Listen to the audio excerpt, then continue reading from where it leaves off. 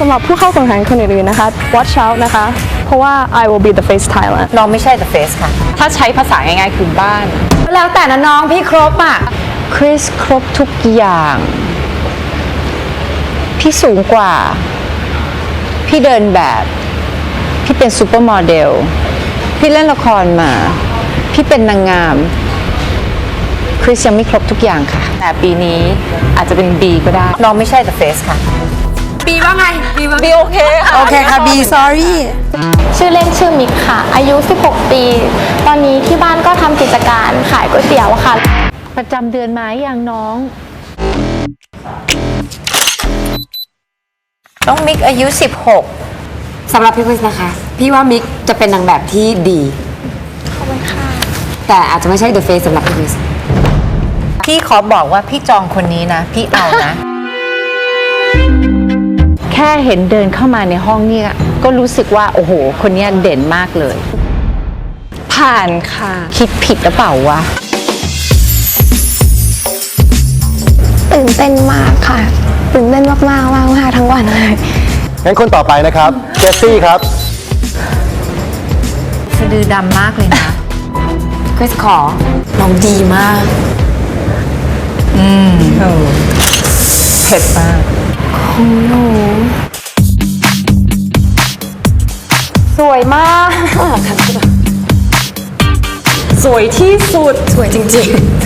ๆมี potential ในการเป็น the face น้องเป็น the face ได้เลยนะสำหรับพี่คริสพี่ให้เข้าเลยค่ะผ่านค่ะอีก2 คนให้ผ่านได้ไงไม่รู้ทีมคริสค่ะยินดีด้วยครับทีมคริสครับน้องเจสซี่ครับพี่ไม่คิดว่าน้องจะเลือกพี่เลยขอบคุณมากเผ็ดมากว้าวพี่ให้เข้าเลยค่ะเข้าค่ะกำลังตะลึงอยู่ค่ะชอบมากผ่านค่ะ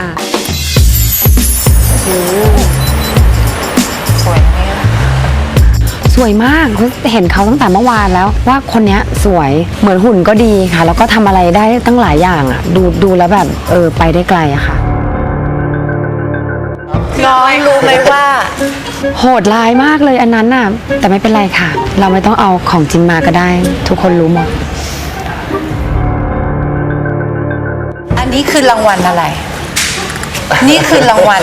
ตุ๊กตาทอง